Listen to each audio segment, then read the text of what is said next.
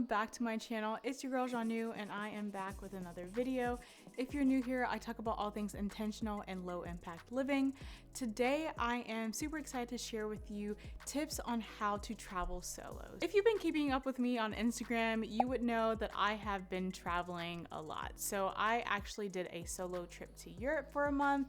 It was pretty crazy, it was pretty spontaneous, but you know what? I was just like, I wanted to travel. I didn't want to wait for someone to come with me, so I just made it happen. I took a one-way flight to Rome, went from Rome to Venice, Venice to Poland, Poland to Budapest, Budapest to Vienna, Vienna to Santorini, Santorini to Berlin, Berlin to Amsterdam, and then I flew to San Francisco, met up with Catherine Kellogg, who you also may know as Going Zero Waste, love her, and then I flew back to Austin. So I definitely had a really great trip. It was really great to travel by myself. Now, there's definitely pros and cons to traveling by yourself, which I'll talk more about in the video. Before we get started, make sure you hit that like and subscribe button because why not? Why not? You know you like me. You know you want to be a part of this community. I'm so happy to have you here and I'm so happy that you are watching this video. All right, so let's hop into the video.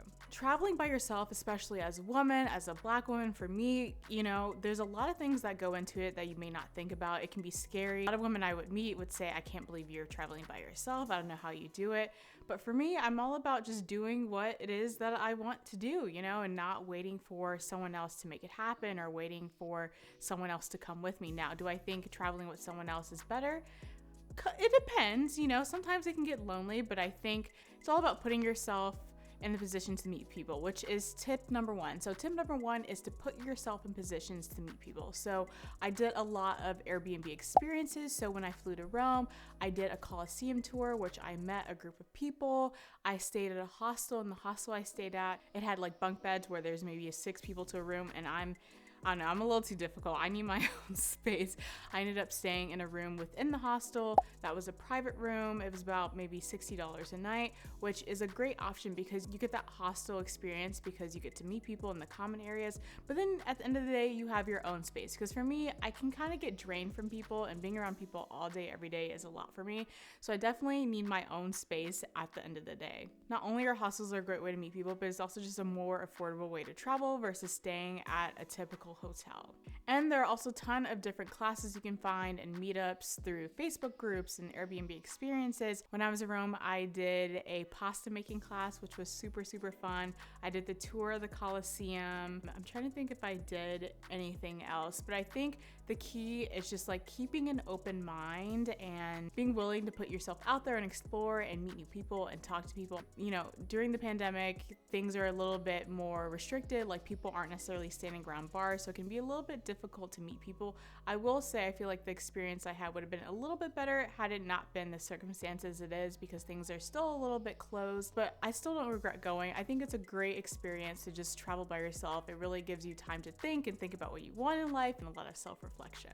My next tip is more of a safety tip, and it's to leave your itinerary with friends or families. I think it's important, especially if you are traveling alone, to have someone know where you are going and where you are.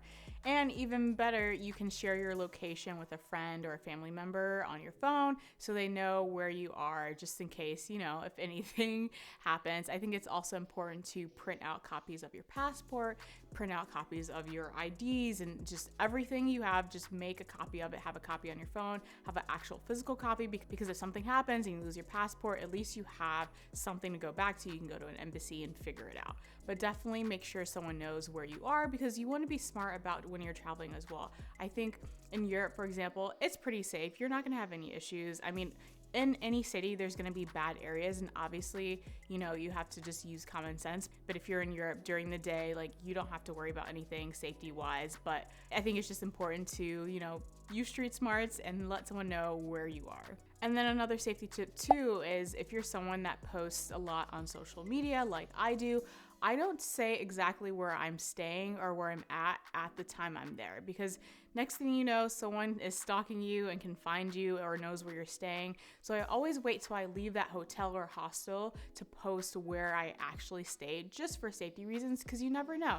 Because there's been so many instances of, you know, I'm not a celebrity, but celebrities where they post where they are and the next thing you know, there's people showing up. So I think just for a safety perspective, it'd be good to not post where you are till after you leave, or maybe you can post where you are, but just not put the location. So in terms of traveling more sustainably, conscious about how I'm traveling, I want to be conscious about the products that I'm bringing, and I try to always reduce my waste and to not bring things that, you know, contain plastic. So for example, tooth tabs instead of toothpaste that comes in a plastic tube. In my journey of just traveling, like, I want to talk about sustainability and being low waste, but I also want to see the world. And I think that those two things go hand in hand, and like, you can be a conscious tourist.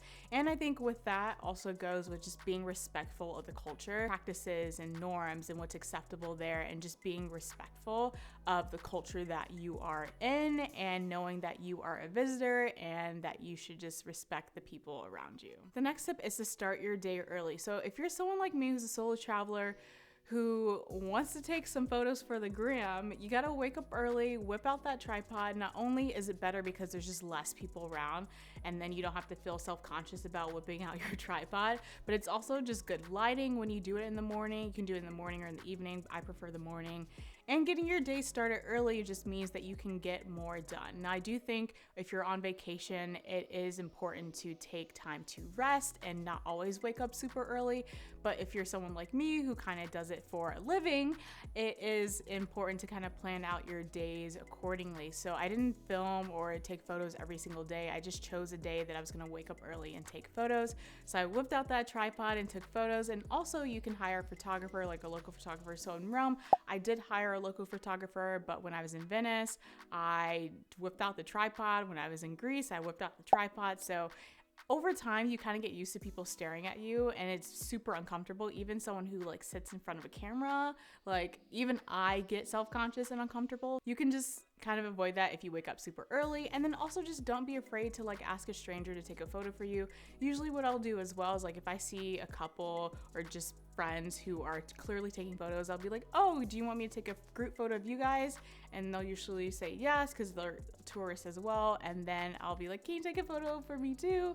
And that's what will happen. That's what happened when I went to Burano and Murano, which are little islands off of Venice, which were really, really beautiful. My next tip is to do your homework. So what places are super open, what places are not. So when I was in Budapest, it was pretty open. Like if you went to a club, there were clubs open, but you had to show that you were fully vaccinated, for example. But if you were to go to another country, that might not be the case, and everything might be completely shut down. So I think it's just important to kind of do your research beforehand, do your research as to how much things cost there, what are the cultural norms, what to expect. Now, I don't think you should plan out everything in terms of your trip, especially if you're traveling by yourself, because you want to leave room for if you meet a cool person and you guys want to go do an activity, you want to leave room for that. So I don't think you should pre-plan every single thing before you get there. When I was going to Europe, I took a one-way flight to Rome and didn't have a plan. I was like, I'm just going to travel for around 3 weeks, 4 weeks and see what happens. So I think you just have to keep your schedule a little bit open just to leave room for flexibility as to what can happen and cool people you can meet.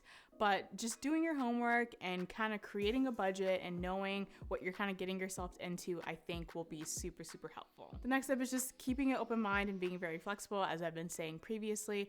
I think you never know what's going to happen. You know, you could meet the love of your life for something and then you decide you want to, you know, travel all over. But if you already made all these plans and booked all these flights or train tickets or whatever, then, you know, you spent all that money and you may or may not use it. So I think it's important to kind of keep a flexible schedule and just go with the flow a little bit. Like I think when you go to certain places, like let's say Rome, of course you want to see the Colosseum, right? So that's definitely going to be on your list, but I wouldn't plan, you know, to do every single thing, especially a short amount of time. I think also as well from the trip, what I've learned is like just traveling slower. And like, I think when you're going to a place for 3 days, 4 days, like you feel like you're rushed. You feel like you have to see everything and do everything. But I feel like I want to adopt more of like a slow travel mentality.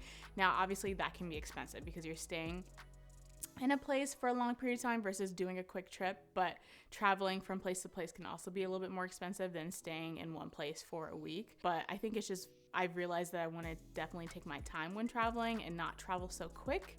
It can be difficult because you want to see the world, you want to see so many different things, but I think it gives you time to really connect with the culture. It gives you time to connect with the people. But when you're traveling so quickly, sometimes you don't maybe learn as much, or you're not able to foster as many relationships because you're off to the next city.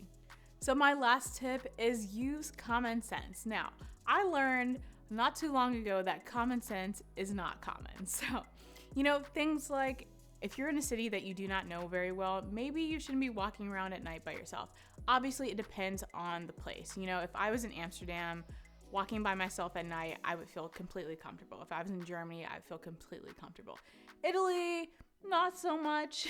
I don't think anything would happen to me, but I think it just, you just want to be smart about the situations you're putting yourself in. I think like my gut is always right, and so I can kind of give a vibe off the city. You can also do your research on like how safe a city is as well for women, for female travelers. I will say, as a Black traveler, it is super, super interesting because I feel like in Italy, and specifically, would just stare because like there are African immigrants that are darker skinned, but there aren't typically people that look like me roaming around Italy. So it was a lot of just like stare, literally like just stares. Like they weren't trying to hide it at all. And I mean, you definitely feel a little uncomfortable, like, but I don't know. I think it's more of they're just like interested and fascinated by like why I'm here. And they got to the point where I literally would just like wave just to make them feel uncomfortable as well, or to just let them know that I see that they're just staring at me. I would say Italy was probably the biggest place where I felt like people were just like staring.